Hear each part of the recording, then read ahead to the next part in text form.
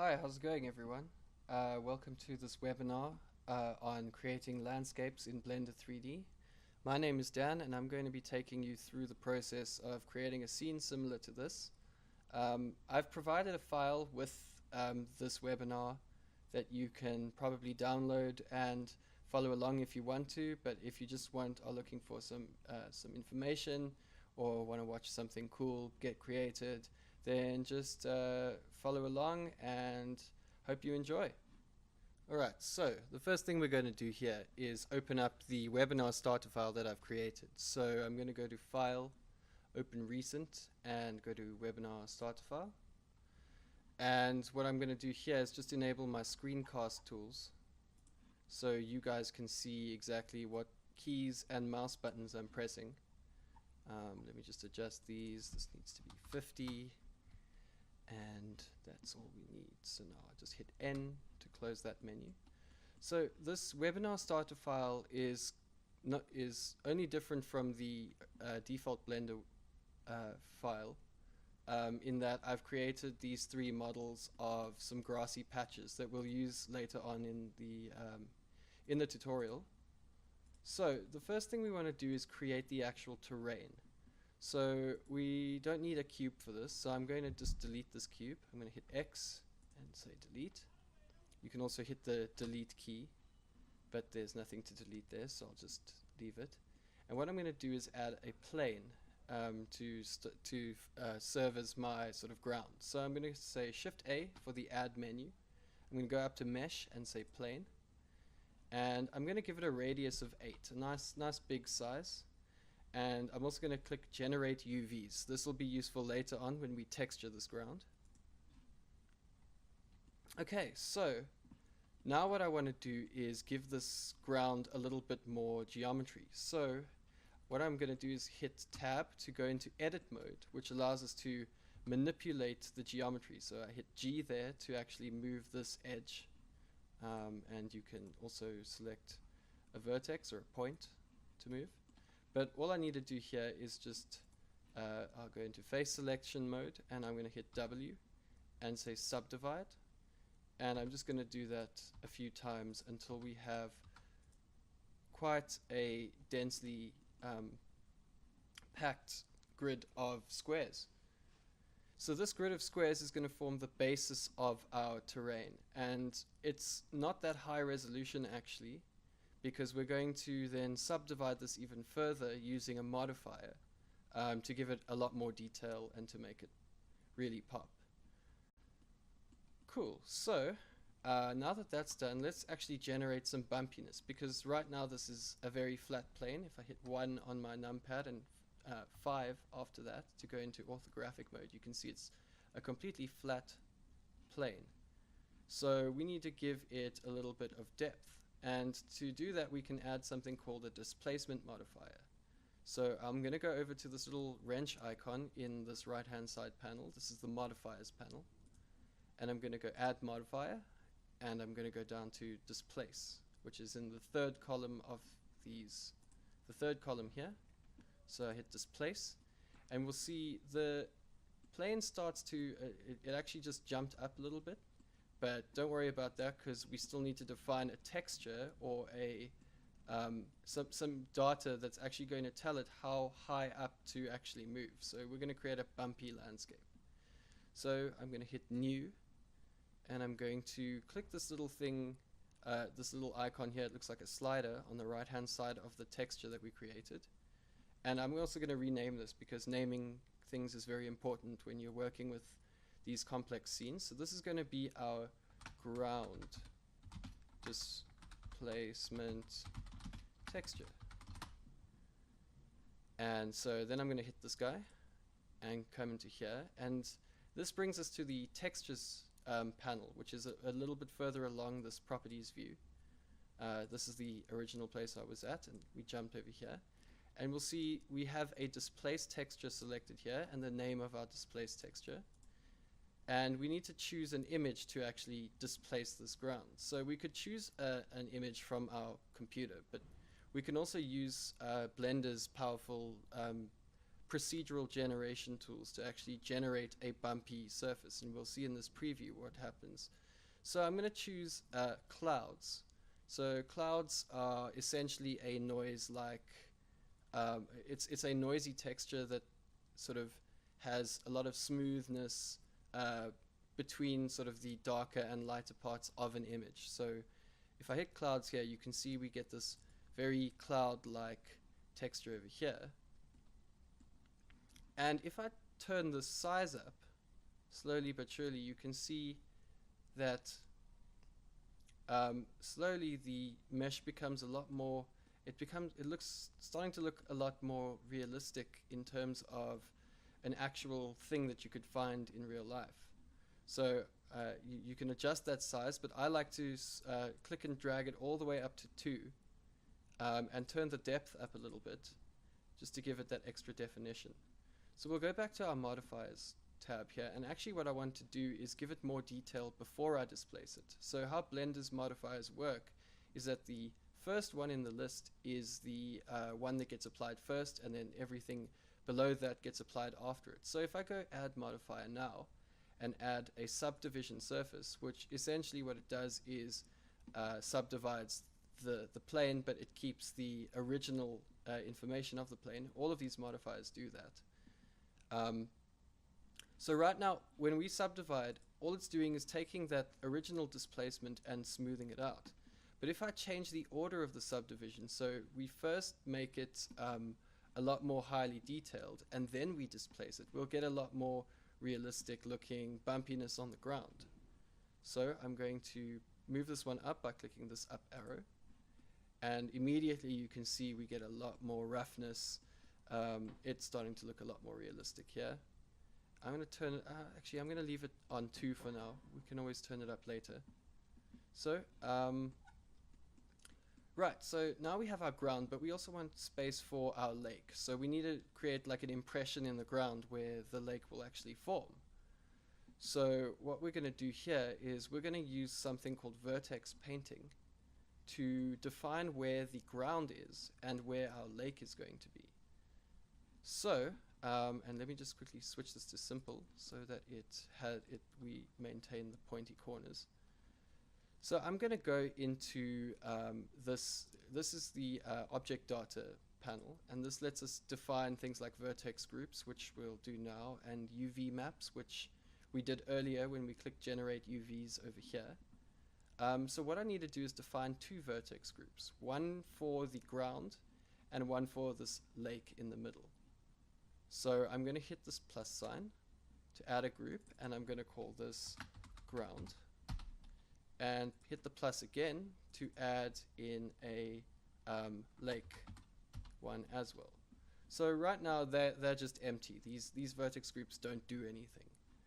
But what we want to do is have 2 displacement modifiers applied to this, and tell those displacement modifiers which part of the terrain we're actually going to be displacing. So so the ground and the lake are going to define the areas that are displaced by each one over here.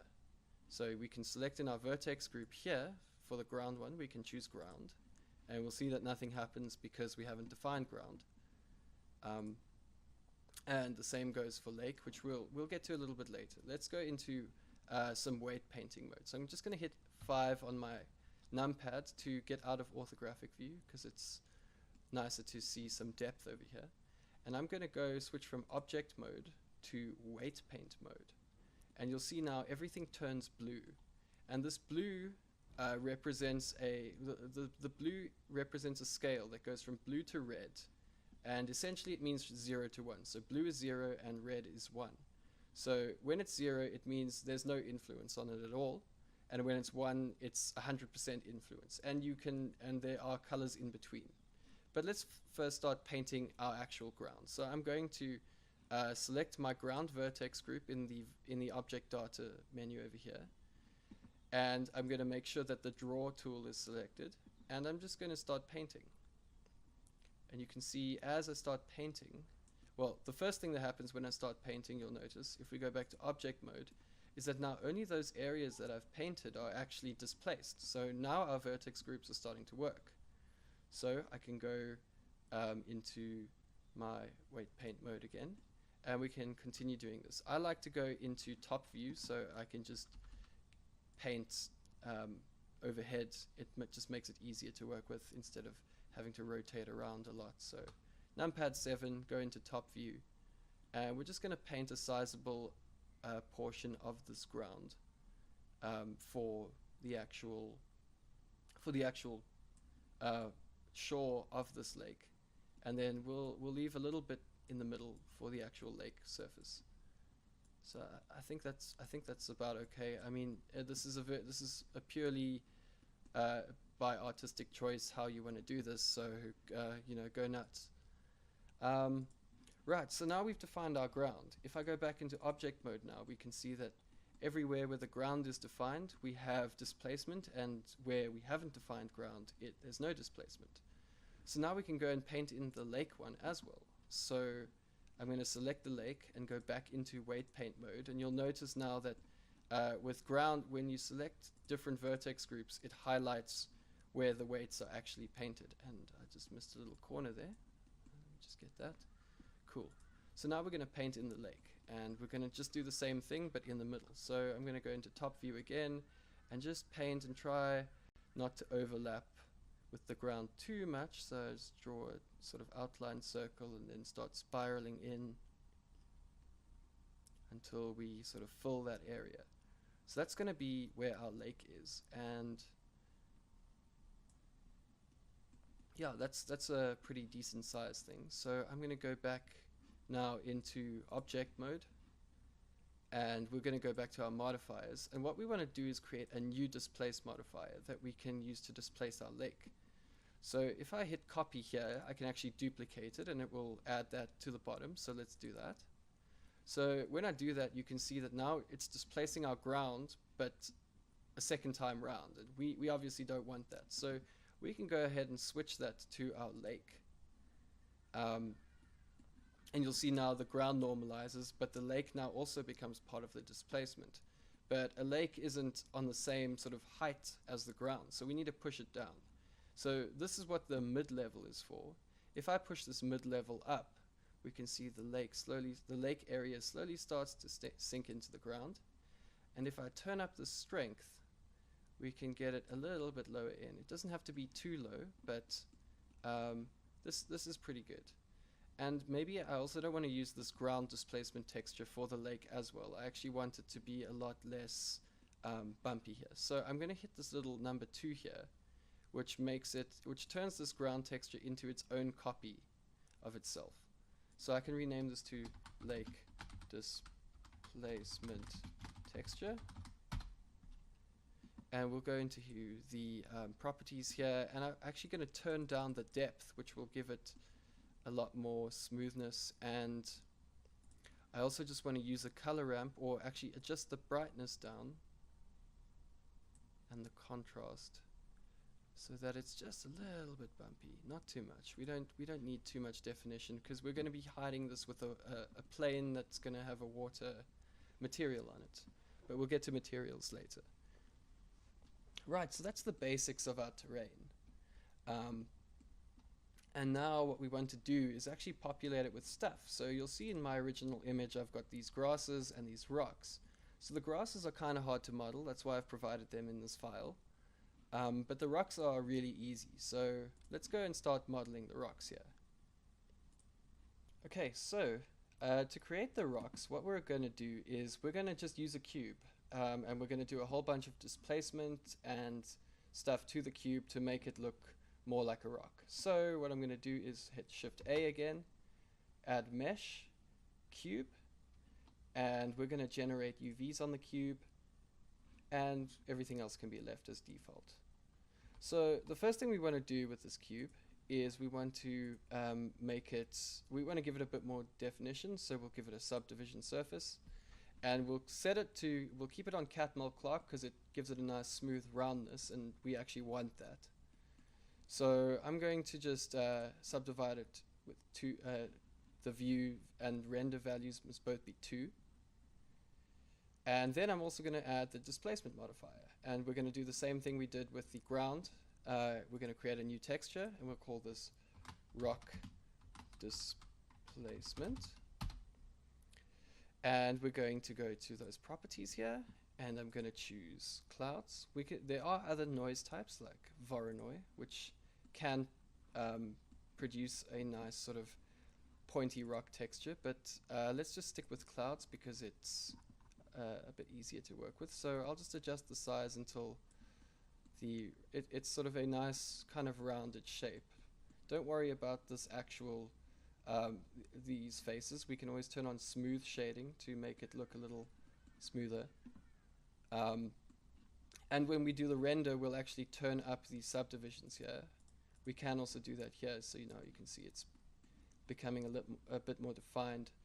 Adjusting the mid-level can make these sort of folds a little bit more pointy, but it's up to you guys to play around and find what works for you when creating these rocks. So I'm just going to rename this cube to rock, and before I forget, I'm also going to rename my plane, which is on the first layer. So this is the layers menu. I can switch from 1, 2, 3, and I can also use the number keys for that. So 1, 2, 3. This we're going to rename to our ground. So ground. And this ground is going to give us, the ground is what it is. We're going to carry on with our rocks. So we want to make a whole bunch of these rocks, but it's going to be tedious to have to go every time. Shift A, add a cube, add modifier, subdivision surface. That's tedious. So what we can do is actually we can tell this rock here to displace based on its position. So if I drag it around, you can see I'm changing its, in this case it's the X position, and this is the Y and Z, Y and Z. So what I'm actually going to do here is I'm going to change the texture coordinates. So the texture coordinates come from here. And if we change it from local, you'll notice when I move it now, nothing happens. But if I change it from local to global, and I move it, you can see as I move it, it actually changes its shape. It's almost like, I don't know, some kind of glob floating through space or something. So what we're going to do is just duplicate this a few times. And we're going to use these rocks that we've duplicated to populate our ground over here. So I'm going to duplicate it with Shift D, and I just want them to be in a line, so I'm just going to hit X and hold down Control while I do that to make it snap to grid lines, but we don't need to do that, and I can repeat that with Shift R a couple of times, and you can see every time we duplicate it we get a slightly different rock, which is really great. So now what we can do with this is with these rocks is instead of going and if I don't want to take this and then manually place it in points along here, what I want to do is I want to use something called a particle system to generate rocks on the surface of this ground. So what I'm going to do is select my ground over here, and I just want to make sure that everything is being displaced correctly. So I'm going to change the direction of the displacements to the Z-axis.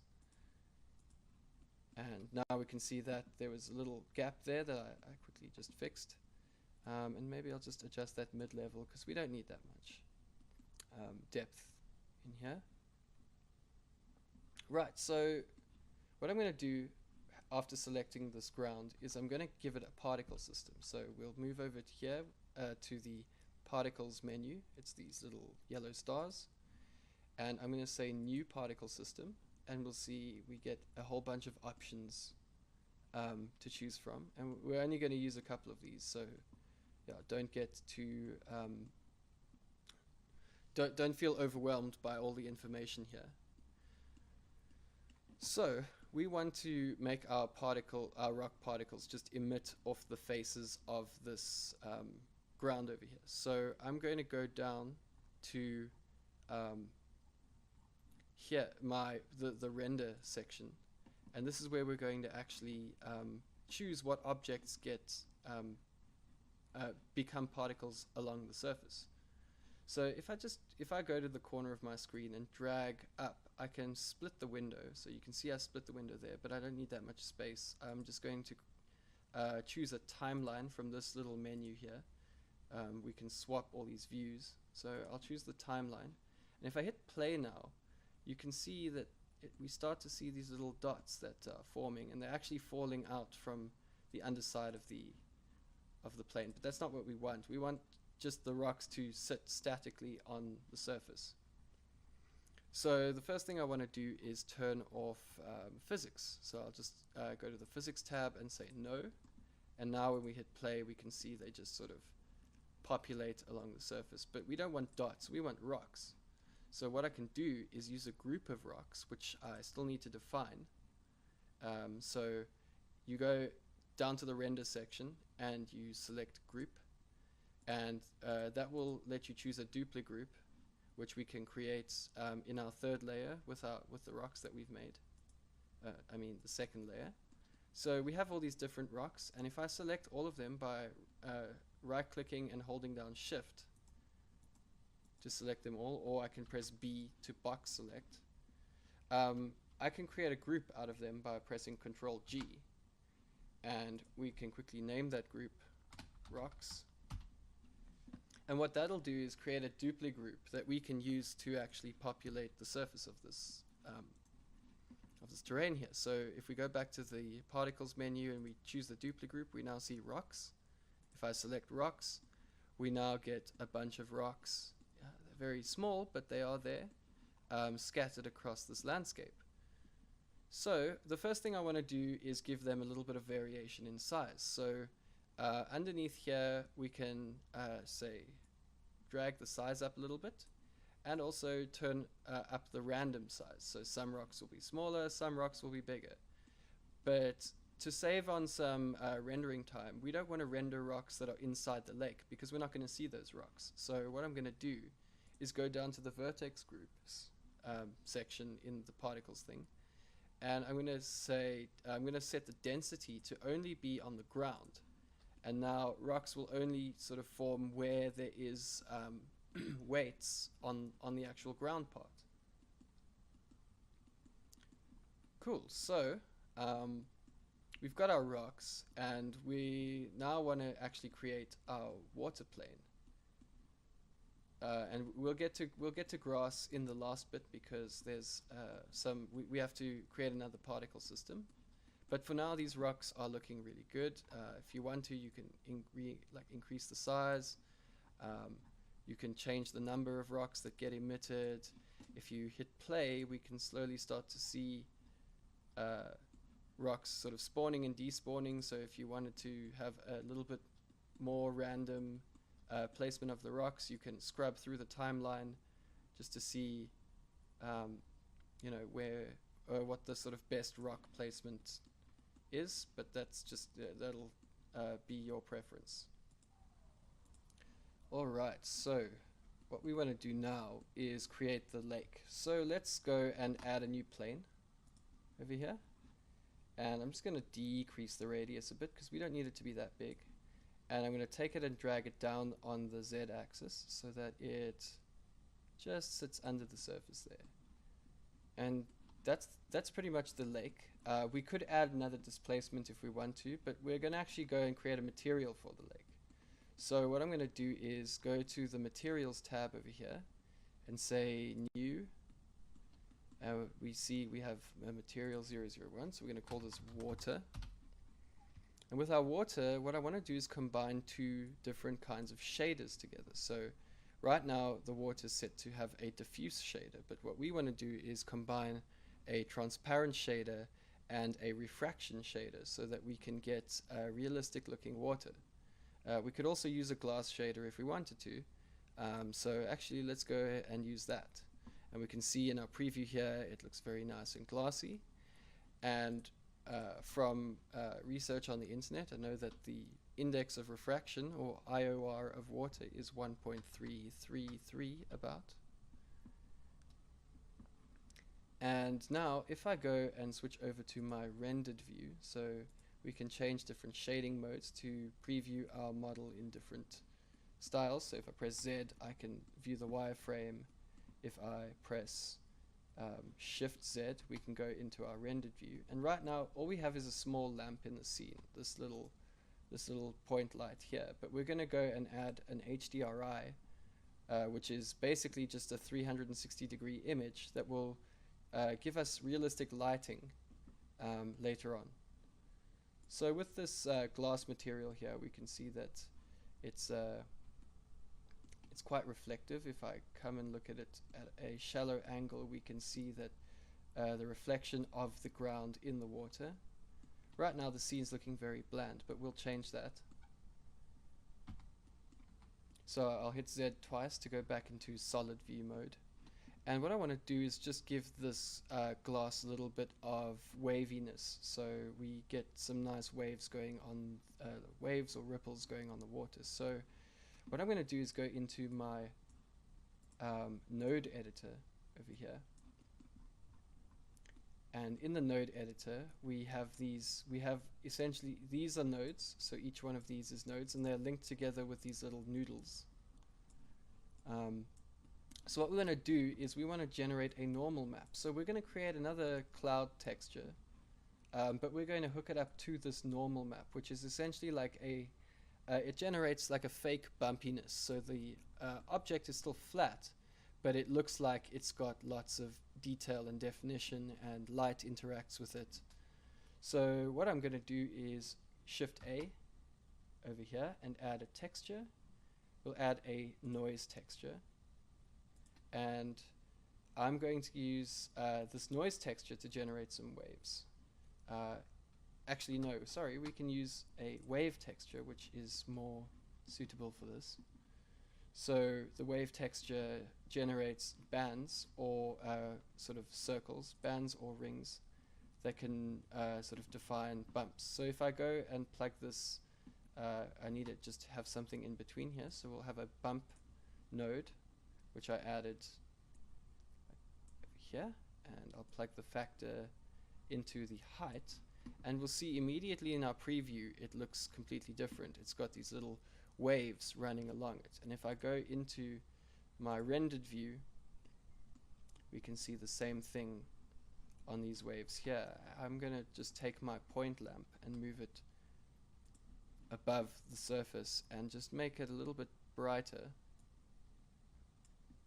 by increasing its emission strength, just so that we can see what it does a little bit better. So right now it's fairly plain. So what we want to do is we're going to take this and we're going to increase the distortion. So as I increase this distortion, you'll see the view refreshes above. That's why it gets all pixely. And now that I've increased the distortion, we can see it already looks a lot better, a lot more like water, just in terms of its actual surface. We could increase the detail a little bit as well, but that might make it look a little more rough, like a brick wall or something. So I'm just going to leave the detail at 3 for now.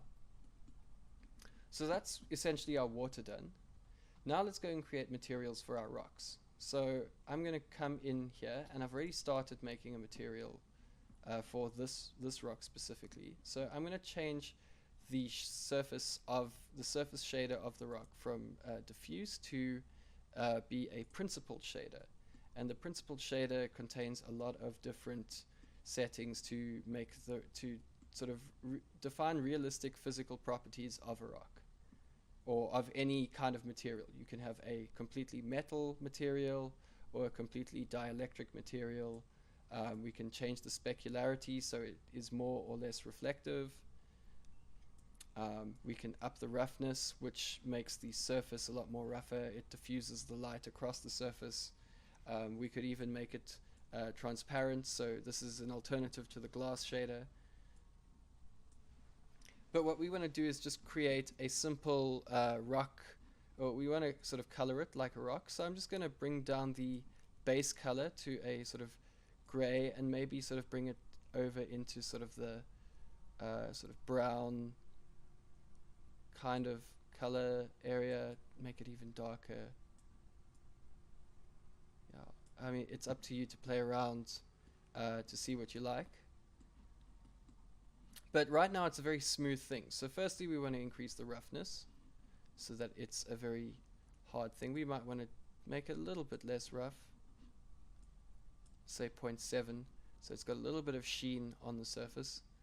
And now I'm going to give it a normal map and displacement. So I'm just going to move this down here so we can attach that noodle. And I'm going to add a new texture, and I'm going to add a noise texture. And between the noise texture, I'm going to add another vector bump node that I'm going to plug the factor of the noise texture into the height, and then the normal into this normal. But for the displacement, we can plug that directly in from the factor. And if we go and look at our preview again, we can see now that it's a lot bumpier on the surface. It's got a lot more definition, but we can increase that even more by increasing the detail here. So I'm just going to drag that up, and you'll see as I increase that detail, it becomes a lot rougher, a lot sort of more earthy or rocky, and we can increase that all the way up to 16 to get a nice, really crisp looking bumpy surface. You can increase or decrease the scale as well if you want more detail per sort of square inch of the rock. But that's really all you need, or all we're going to need for these rock textures. So now I just need to apply it to all of them. But first let's go and look at our progress in rendered mode. So now we can see one of the rocks that we textured and is a particle on the plane is now has color. So we just need to go and apply that to all the other rocks. So if I go back into solid mode and switch to layer 2, I'm going to select the rock, each of them, and I need to drop down and choose this material, which we'll rename to rock. And we could make variations of this rock. So this could be rock. This material could be rock 1. And if we choose rock 1 here and hit this 3, we can create a new rock texture. We'll call this rock 2. And maybe rock 2 has a slightly different color. It might be a little on the yellow side, or even just a gray color. So that's rock 2. And we can make this one a rock 2 as well. And then let's create a rock 3 as well. So rename that to rock 3. And let's give it a slightly earthier color again. So that seems alright. Alright, so if we go back to our first layer and we go into rendered view now we see all of our rocks have some material on them. Okay, so the next thing we want to do is give the ground a material. So the first thing I want to do is select the ground, and if I just make some space in these windows, I can find the smooth shading button. So I'll just hit smooth, and now it's a lot smoother to work with. And I'm going to create a new texture, and we're going to do pretty much the same thing for the ground. We're going to choose a principled shader over here. We're going to give it a base color, something earthy as well. It's dark brown over here. We're going to increase the roughness up to something like 0.7, and we're going to give it a normal and displacement, which we can do either here or here in the same way. So let's go and add a texture, noise texture, and a vector bump, and we'll plug the bump's normal into the normal of our principled shader, and the factor into the height, and the factor into the displacement on the other side as well. So if we go see here, now our ground has some definition too. Alright, so the next thing we want to do is actually give our scene a bit better light. So what I'm going to do is select my point light here that I've had, and I'm going to delete it. and we're going to add in our HDRI file now. So I'm going to go to the world properties here, and under surface I'm going to click use nodes, and from there I'm going to choose the surface type from the surface type is a background, and the color will be an environment texture. And we can choose an environment texture that you can download from a website called hdrihaven.com. All these images are 100% free, made by a proudly South African guy. Yeah, they're up for free for anyone to use in their 3D renders. So I've already downloaded the one I need, but if you are interested in following along and using your own HDRI file, there's plenty to choose from on this website. So what I'm going to go do is go and find mine. So I'm going to click the Open Image button, and I have HDR as bookmarked over here. So if I go and just choose thumbnail view, I think we're going to try and go for this Table Mountain one. That's a really nice one. So if I switch back to rendered mode now, our scene is completely different. Now we've got this ground texture, and we've got the sun in the background, and everything's getting lit by the sun. And if we zoom in onto our scene, we can see how the light affects the actual normals, or the normal map, and displacement is affecting the lighting on our ground. And I think we need to actually increase the scale and detail of our ground. So I'll quickly go and select my ground plane, go to the noise texture over here, and increase the detail to 16. And if we go back, we should see some more bumpy looking textures here. Okay, so the last thing we would just want to do is add some grass. So to add the grass, we're going to use a particle system, but we're going to use a particle system that Blender uses normally for hair. But because grass is, it grows wild everywhere, we're going to have to distribute it much in the same way that hair gets distributed on your arms or your head. So we also need another vertex group for that. So I'm going to go back to my object data vertex group, or object data window, and I'm going to click on the plus button, and I'm going to create a grass vertex group. Now this grass vertex group we'll paint with weight painting. So I'll go back into weight paint mode, and I'm just going to paint patches somewhere, trying to get them sort of between the rocks, because we still want to see those rocks, and we don't want too much geometry intersecting with one another. So I'm just going to paint little patches here, just a small area, not really touching the sides or going too deep into the lake. I actually think I might want to remove some of that there, so I can decrease the weight to 0 to remove from the weight paint, so we can get it a bit away from the edge, because grass doesn't grow if it's drowning in water. And then turn the weight back up and just complete this circle here. Cool. So let's go back into object mode, and now we're going to go and add in our grass. So we'll add another particle system. The rocks one we'll call rock particles. And with these rock particles, we're going to, underneath it, we're going to add another one. We're going to call this grass. And this grass, we're going to change the type from particle emitter to hair. And immediately we can see these long strands growing out of the surface of our object. So obviously we don't want grass to grow under the water, which we can see here. So we can, let's immediately go down to the vertex groups and set the density to just grow on the grass. So now you can see these hair fibers only grow there. But we don't want these strands, because these strands, if we go look at it in rendered view, are just going to be these long, skinny little sticks. If I zoom in close, we can probably see it a little bit better. we want to actually use the grass models that I provided with this file. So with these grass models, we also want them to be in their own duplicate group.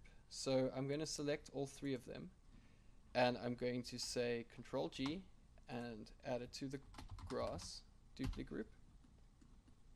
And I've already created materials for all of them, just to make life a little bit easier. So what we're going to do is back here with our hairs, we're going to change the render from path to group. So the group we're going to choose is grass. And initially what happens with the grass is that everything is laying on its side. So we need to change the direction in which it grows out or points out of. So I need to hit this advanced tab here. And what we want to do is go down to this velocity menu, and I want to change the normal value down to 0 and set the tangent to around 0.5 or so. So now we'll get this grass growing along the surface. And if we go look in our rendered view now, we should see little small grasses, but we want to populate this with a lot of grass. So what we can do with hairs is we can create duplicate children, or basically for every grass that gets emitted as a hair particle, we're going to create a number of child objects or duplicate objects. So I'll go and expand this children section, and I'm going to change it from none to interpolated. And just to save on performance, I'm going to change the display down to 1 and the render down to 10, because if we render 100 on the screen, Blender will probably crash, and we don't really want to do that at this stage. So I'm actually going to save this file. So we'll go File, Save As. I'll go to my desktop and call this webinar tutorial.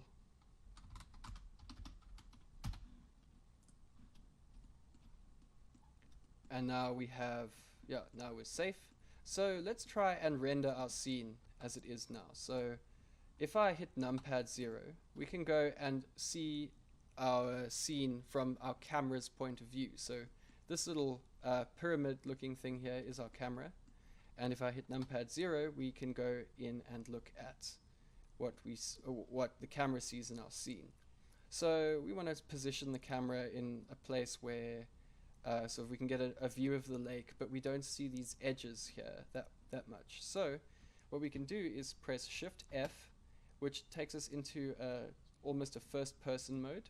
You move around with the mouse, and you can hit W, S, A, and D, or the arrow keys to move your camera and position it where you want to. You can hit Q and E to go down or up.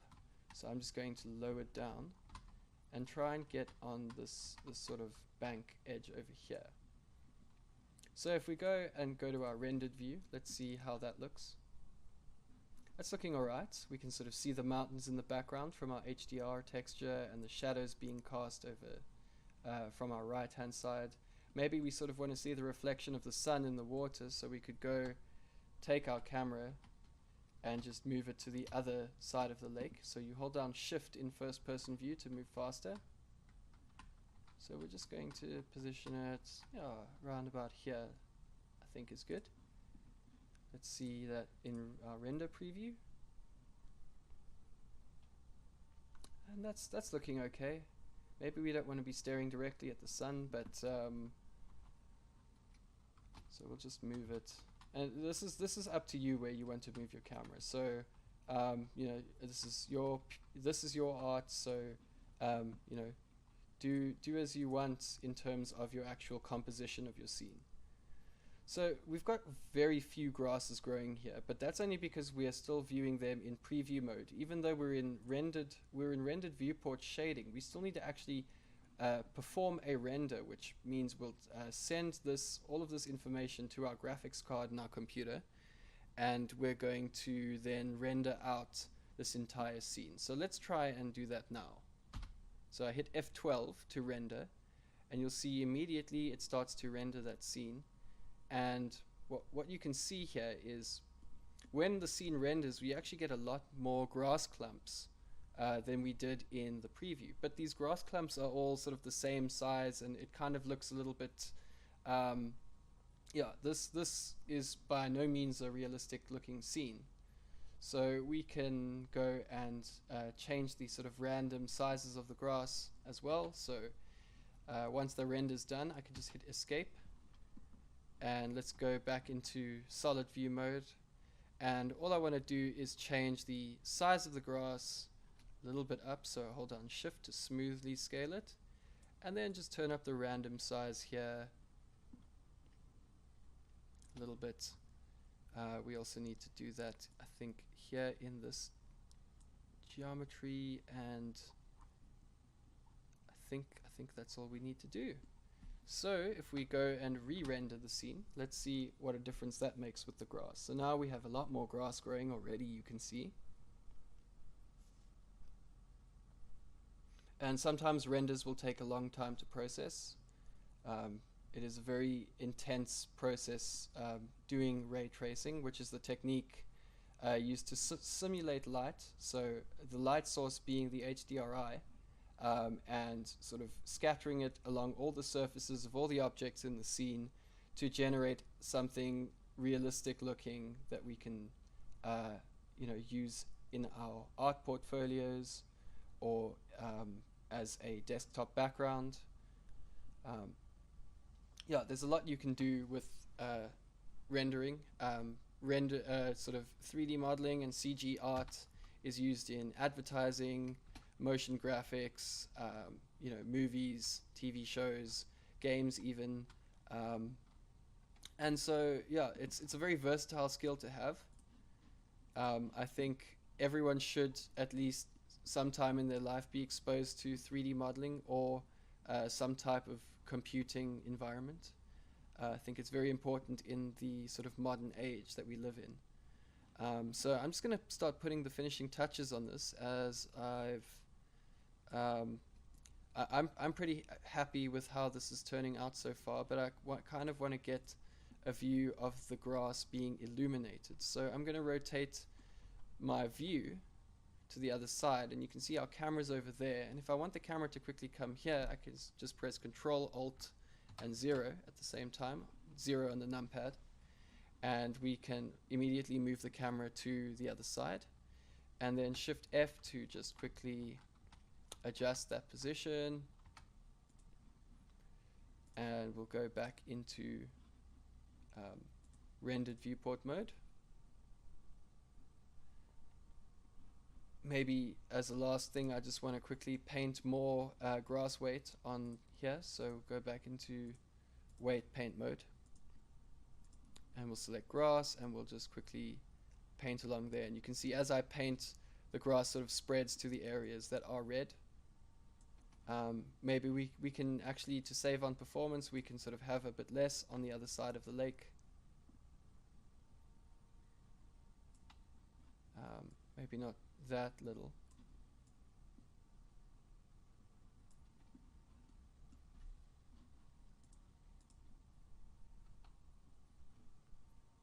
Alright, and if I now go and do my final render,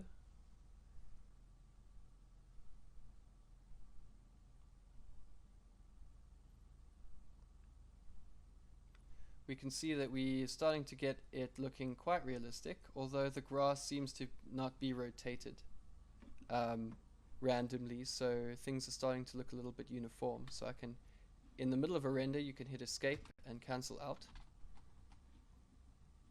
And then let's go back into object mode and go back to those particle settings, and we need to just change that random rotation a little bit. So we'll hit rotation here, and I'm just going to randomize that a little bit.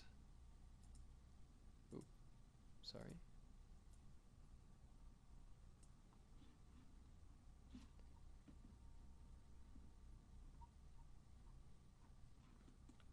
And maybe we can also adjust the size of the rocks to stick through the grass a little bit more. So we'll go back down to the size here and increase the random size. And one final render. background. I think that's looking a lot better.